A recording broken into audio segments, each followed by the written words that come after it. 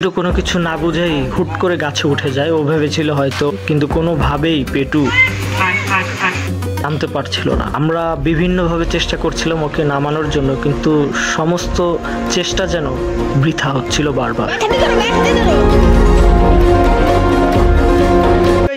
ওই জায়গায় গেছিস কেন? হ্যাঁ,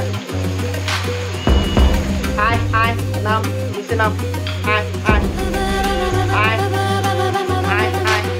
এই বৃষ্টি হচ্ছিল, আমার রুমের বেলকুনির পাশে থাকা গাছে হুট করেই আমাদের ছোট বিড়াল পেটু সে উঠে যায়। ও উঠে যায় ভুল করেই। আসলে পেটু কোনো কিছু না বুঝেই হুট করে গাছে উঠে যায়। ও ভেবেছিল হয়তো ও সহজেই নামতে পারবে, কিন্তু কোনোভাবেই পেটু নামতে পারছিল না। আমরা বিভিন্নভাবে চেষ্টা করছিলাম ওকে নামানোর জন্য, কিন্তু সমস্ত চেষ্টা যেন বৃথা হচ্ছিল বারবার। তখন আসলে ভেবেই পাচ্ছিলাম না যে কিভাবে কি করা যায়। প্রথমে আমি ছাদে চলে গেলাম যে ছাদ থেকে হয়তো ওকে কোনোভাবে হাত দিয়ে ধরে আনা যায় কিনা। সেখান থেকেও আসলে আমি ওকে হাতের নাগালে পাচ্ছিলাম না, আর ও উপরে উঠতে পারছিল না। পরবর্তীতে আমি গাছের কিছু ডাল ভাঙি, তাতেও কোনো উপায় খুঁজে পাওয়া যায় না, আর পেটু উপরে উঠতে পারছিল না, নিচেও নামতে পারছে। আমি আবার ফিরে আসি এবং ছাতা নিয়ে আসি। পেটুকে ছাতায় যদি কোনোভাবে পেটু আসে, কিন্তু তাতেও পেটু আসলে সাহস পাচ্ছিল না এবং বুঝে উঠতে পারছিল না যে কিভাবে নামবে, এবং খুবই কান্না করছিল, ম্যাও ম্যাও করে ডাকছিল বারবার।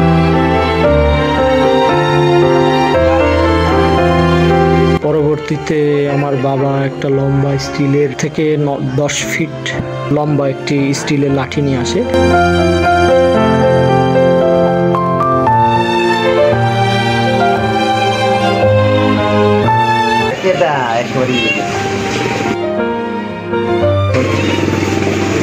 এবং সেটা দিয়ে চেষ্টা করা হয়। তো প্রথম দিকে পেটু আসলে বুঝে উঠতে পারছিল না যে আসলে এই জিনিসটা কি, ও ঘাবড়ে যাচ্ছিল। পরবর্তীতে যখন বোঝে যে এটা দিয়ে আসলে আমরা ওকে নামানোর চেষ্টা করছি, তারপরে ও চেষ্টা করে, ভরসা করতে পারছিল না যে এটার উপরে পা রাখলে এটা ভার মানতে পারবে কিনা। বারবার শুধু আমরা ব্যর্থ হচ্ছিলাম। অবশেষে অনেক চেষ্টায় আমার বাবার বুদ্ধি করেই আর কি পেটুকে ওই লাঠিটা দিয়ে এদিকে ধাক্কা দেয়, যাতে করে পেটু ছাতার উপরে পড়ে। বাবার লাঠির ধাক্কায় এপাশে ছিটকে পড়ে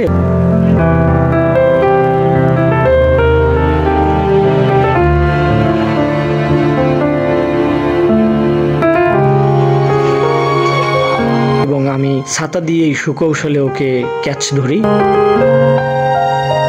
এবং কোনো রকম আঘাত এবং বড় ধরনের কোনো ক্ষতি ছাড়াই পেটু বিপদ থেকে মুক্ত হয়।